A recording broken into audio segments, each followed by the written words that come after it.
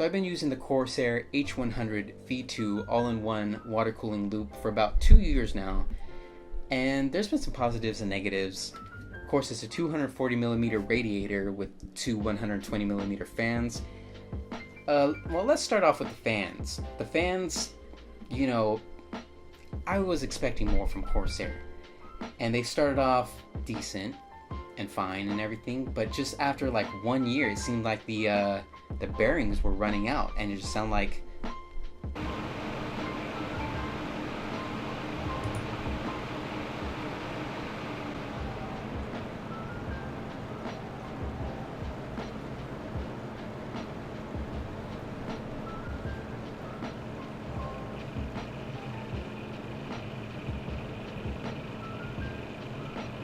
fans seem to make the most noise when they go from higher speed to a lower speed, you know, when I want a little bit of silence, and then they start making that ugly, I don't know, like bearings are running out sound.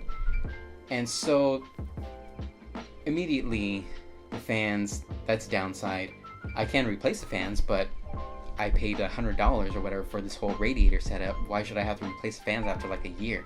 I know it's been 2 years since I bought it, but these things have been making noise for a while now.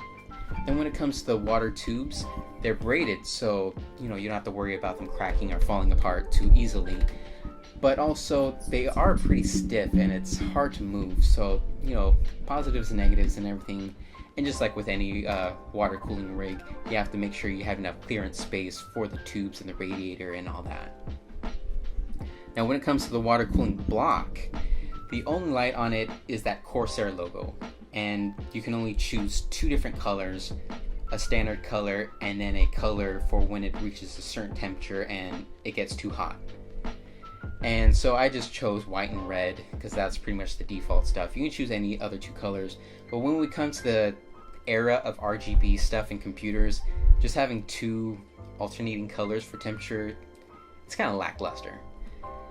But other than that, there's also these connectors, multiple connectors for the water block, because when you actually use the Corsair software for the radiator and any fans really, there's an option for the fans on the radiator, and then there's an option for the pump itself. So Corsair actually lets you control the pump separate from the fans, which is really good in case you wanted to like crank up or something. I don't know. But I don't know, man. The Corsair H100v2, like I said, it has some upsides and downsides. It is an older radiator now. Like I said, I got it 2 years ago, so they have newer models that are, well, that they improved on some of these things.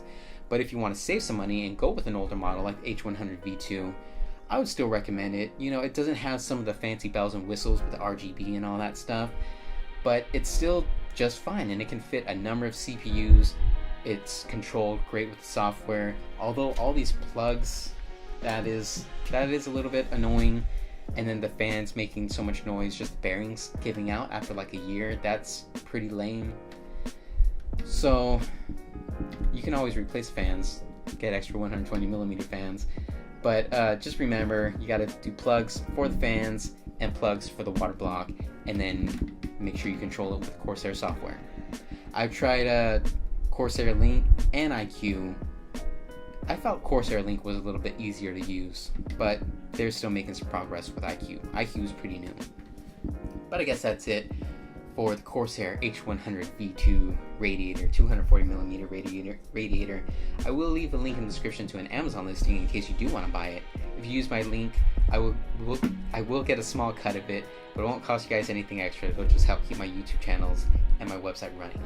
If you like this video or just appreciated me doing it, you can give it a thumbs up and subscribe to my channel for more tech related stuff like this. Sometimes I just do vlogs, sometimes I do gameplay commentary, just whatever I want. But yeah, that's pretty much it. See you guys later.